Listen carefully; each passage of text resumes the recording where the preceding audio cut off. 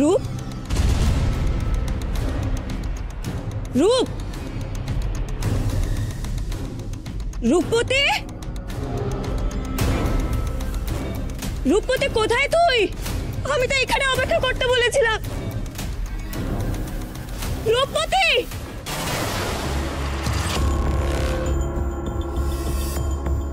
বাকি ব্যাধদের খবর দাও।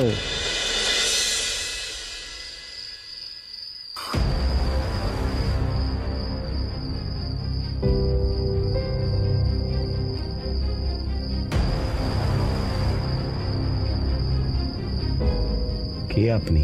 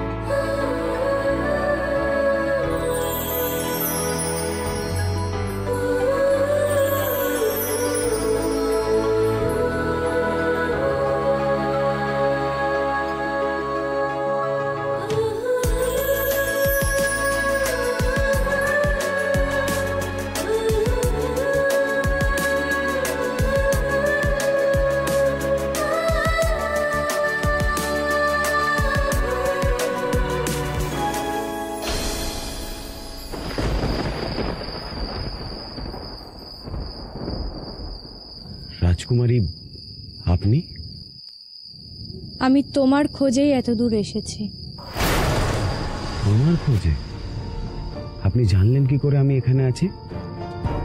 আমি জানি না, হয়তো আমার ভাগ্য আমায় এখানে এনে দাঁড় করিয়েছে, তাই এই মুহূর্তে আমি তোমার মুখোমুখি দাঁড়িয়ে আছি। তা বলে এই রাতের অন্ধকারে একা এত দূরে আসা আপনার ঠিক হয়নি। আর তুমি তুমি কি ঠিক করেছিলে? আমি কি করেছি? রাতের অন্ধকারে দস্যুর মতন প্রাসাদে ঢুকে তুমি ঠিক করেছিলে? কি উদ্দেশ্য ছিল তোমার? বলো বলো, কি উদ্দেশ্য ছিল? মহারাজের সাথে তোমার কি একটা হিসাব মেটানোর কথা তুমি বলছিলে। কি হিসেব? তুমি আমার বাবার ক্ষতি করতে চেয়েছিলে, তাই তো? আপনি ফিরে যান রাজকুমারী, আমি আপনার প্রশ্নের কোনো উত্তর দেব না। উত্তর দিতে তুমি বাধ্য।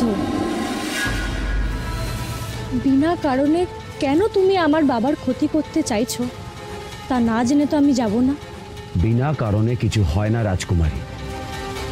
আমি যেটা করেছি তার পেছনেও একটা কারণ আছে। যে অন্যায় আমাদের সাথে হয়েছে তার মূল্য মহারাজকে দিতেই হবে।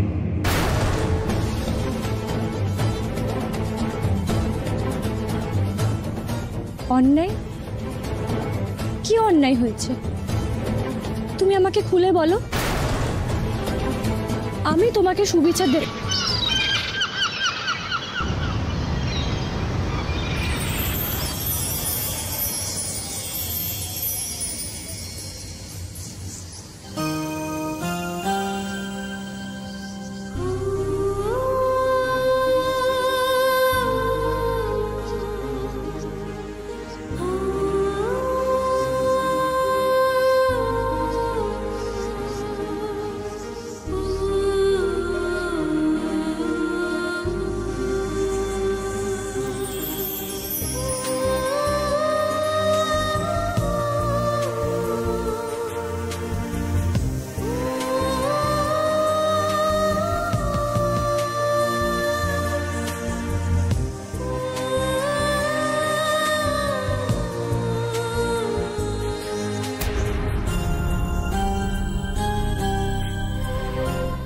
রাজকুমারী, রাজকুমারী, রাজকুমারী।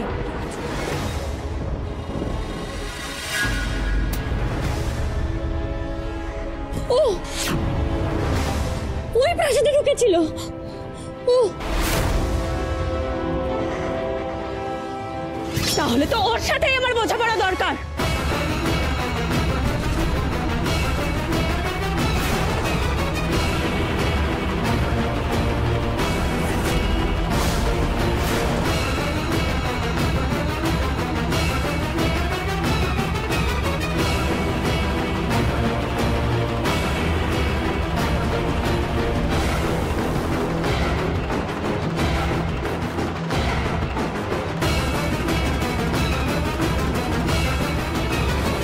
খবরদার রঘুরাজ, ওদের আঘাত করো না। আঘাত করুন? রাতের অন্ধকারে এইভাবে দুজন নারী ছদ্মবেশে আমাদের জঙ্গলে প্রবেশ করেছে। ওরা নিশ্চয়ই আমাদের শত্রু। কে বলতে পারে, কে বলতে পারে দেবদত্ত? হয়তো ওরা কোনো খোকস ছদ্মবেশে রাতের অন্ধকারে আমাদের আক্রমণ করতে এসছে। না রঘুরাজ, আমি জানি ওনারা তেমন কেউ নয়। বেশ, তাহলে এই মায়াভেদী বাণী প্রমাণ করবে ওরা খোকস কি খোকস নয়।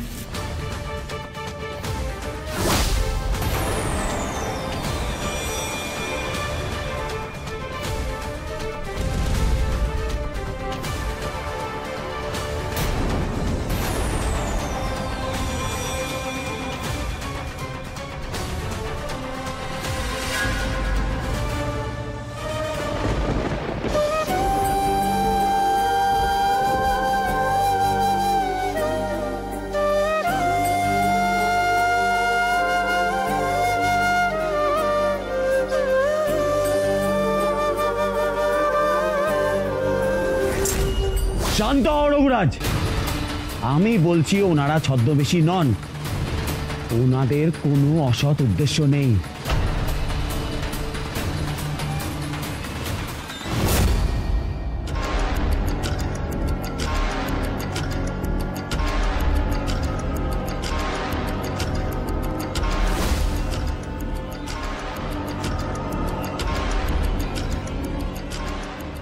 আরে এই যে রূপনগরের রাজকন্যা রূপমতী।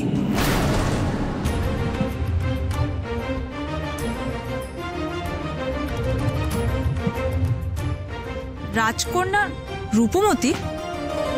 রাজকন্যা রূপমতী?